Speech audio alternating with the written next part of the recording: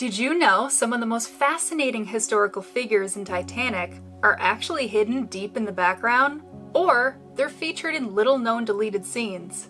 Let's take a deep dive.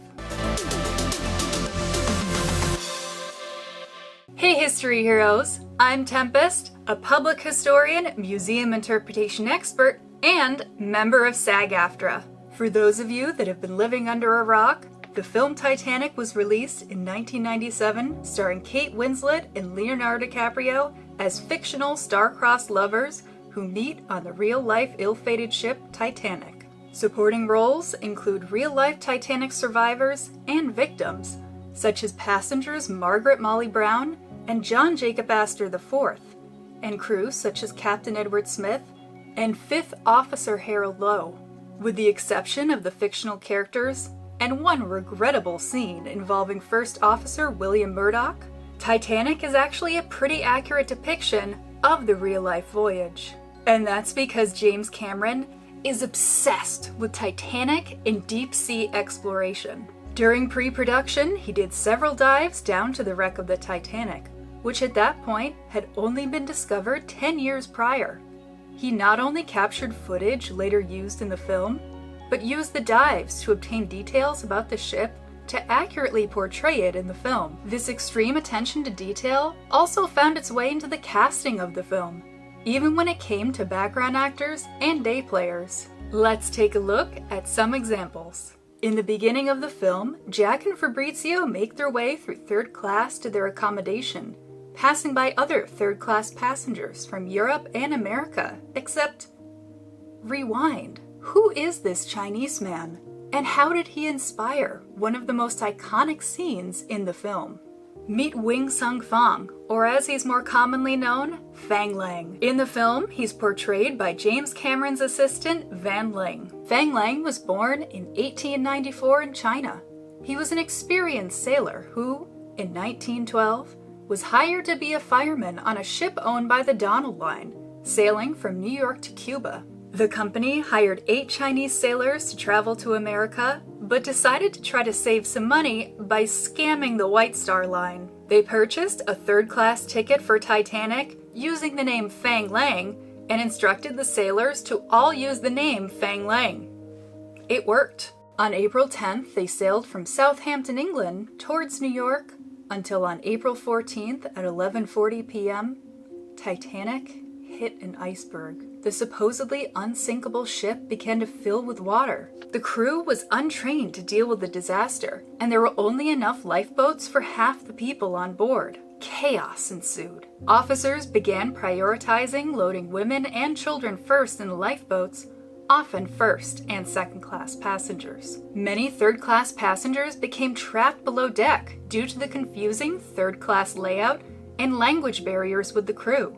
Additionally, a survivor reported a crew member pushing a passenger down a set of stairs and locking a gate leading to the first-class deck, as he wanted to direct passengers to a more direct access point to the boat deck, and therefore lifeboats. But this led to more confusion, as the passenger broke the lock on the gate and continued on to first class. 18-year-old Fang Lang managed to make his way out of the maze that was third class. However, he was unable to get on the lifeboat. Titanic sank at 2:20 a.m. on April 15th, and Fang Lang was plunged into the icy water, 28 degrees Fahrenheit, -2 degrees Celsius. Estimates and experiments by James Cameron conclude that within 15 to 45 minutes, those who had not already drowned died from hypothermia. But not Fang Lang. An experienced sailor, he managed to swim through the freezing water, avoid panicked passengers, and find a floating door. He quickly scrambled onto it and secured himself with the rope that he had found. Safe for the time being, he waited. One by one in the darkness, screams and cries began to fade away until after an hour, it was silent. He shook violently, threatening the stability of the wood that he was clinging to. The bodies of 1,635 people surrounded him. His strength started to fade, and eventually he was face down on the door, water washing over him. So when 5th Officer Harold Lowe returned with a lifeboat at 3:20 a.m. to look for survivors, he thought Fang Lang was dead and rowed past him, stating there were better people worth saving than a quote-unquote Jap. However, guilt set in, and he turned the boat around, hauling Fang Lang on board, who was miraculously still alive. An oarsman who was exhausted from the ordeal began to fade, at which point Fang Lang, now recovered, pushed him aside and began furiously rowing until they were rescued by the Carpathia. Lowe admitted that he was ashamed of what he said earlier, and he would have saved someone like Fang Lang 6 times over if he had the chance.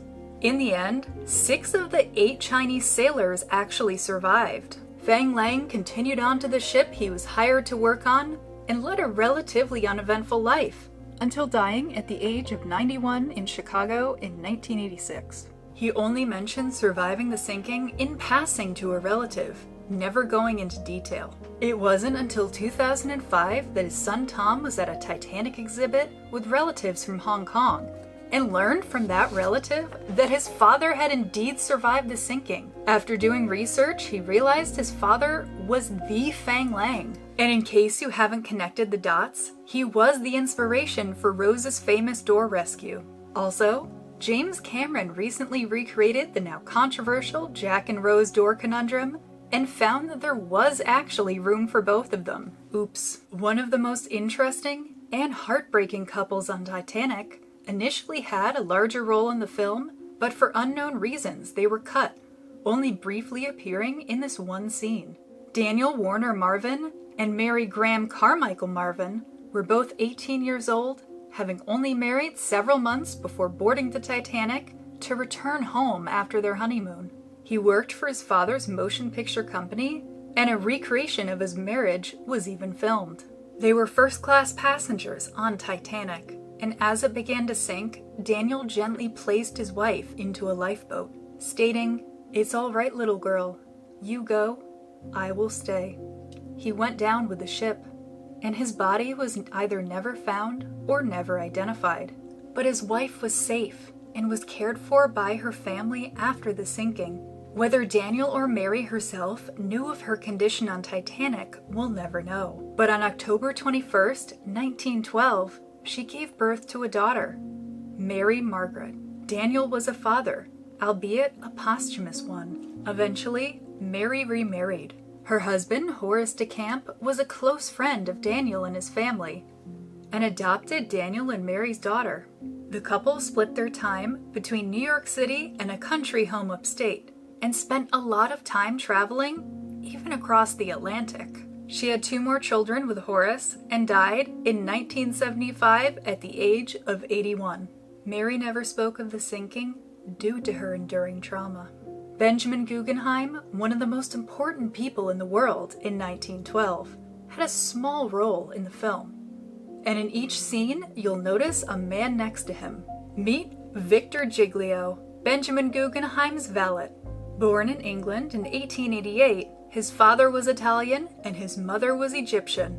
He attended a boarding school and excelled at piano. In 1910, he decided to start a new life in America and arrived in New York having paid his own way and listed no occupation. But somehow, within 2 years, Victor became the valet to Benjamin Guggenheim, an astonishing position considering his lack of experience and, most importantly, his race. You see, valets are essentially assistants, helping their employer dress, managing their belongings, being a trusted confidant, and even a friend. They often start as footmen and spend decades waiting in the wings, waiting to be promoted to a valet. And since they're a reflection of their employer, ever present in the household and at social gatherings, they were almost always white. An etiquette manual published in 1896 stated that the quote-unquote fashionable valets were from the United Kingdom, and quote-unquote colored valets were not in vogue in New York, where Mr. Guggenheim lived. Though clearly, he saw potential in Victor and didn't care about his race, societal trends, or his lack of experience. Benjamin and Victor were on the Titanic, and their story is nothing short of extraordinary. 𝐓𝐤𝐻𝐻𝐸, the bedroom steward, roused them during the evacuation, dressing them in heavy sweaters and life preservers. They made their way to the deck and were offered seats in one of the lifeboats, but both refused, instead helping women and children into them. They were reported as being of immense assistance to the overwhelmed officers. After they felt they had done what they could, Benjamin and Victor decided to go down with the Titanic. As depicted, they removed their sweaters and life preservers and dressed in their evening finery. Guggenheim told 𝐓𝐤𝐻𝐻𝐸, who survived the sinking, "We've dressed in our best and are prepared to go down like gentlemen." He then asked 𝐓𝐤𝐻𝐻 to relay a message to his wife, stating, "If anything should happen to me, tell my wife in New York that I've done my best in doing my duty." He and Victor continued to render assistance to the lifeboats, even lighting a cigar while doing so, and told another steward to tell his wife, "I played the game straight to the end, and that no woman was left on board this ship because Ben Guggenheim was a coward. Tell her that my last thoughts will be of her and our girls." 𝐓𝐻𝐻𝐸 reported that when the last few lifeboats were lowered, Mr. Guggenheim waved him goodbye, and that was the last he saw of him and Victor. In the film, James Cameron imagines them returning to first class to truly go down as gentlemen. And I have to say, this is a pretty likely scenario.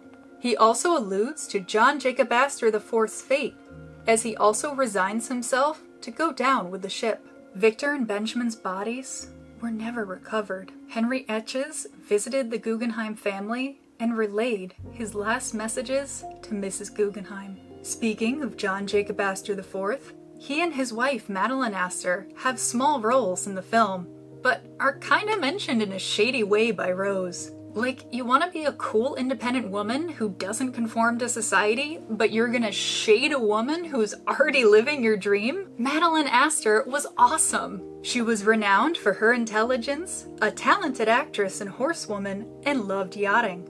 Her adventurous and curious spirit attracted John, who took her on automobile rides and yachts. He himself was creative and inquisitive, having written a science fiction novel and invented several things in addition to running the family business.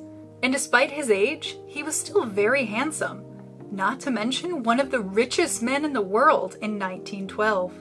Madeline married John in 1911 at Beechwood, his mansion in Newport, Rhode Island, despite great opposition from their families and the press. John was 47 and Madeline was 18. But they were deeply in love. They left for their honeymoon with a new addition to their entourage. Caroline Louise Endres was a nurse employed by John to care for Madeline. It's likely that Madeline suspected she was pregnant or anticipated a pregnancy occurring on her honeymoon. Either way, Caroline traveled with them to Egypt and Europe, where the Astors met Molly Brown, who was also traveling, which is why in the film she greets him casually, and they're already seen as being friendly to each other. When Madeline's pregnancy got farther along, she and John decided the baby should be born in America and boarded Titanic with their beloved dog Kitty and their entourage. She's seen briefly in this boarding scene, and I'm quite frankly astonished that the entourage,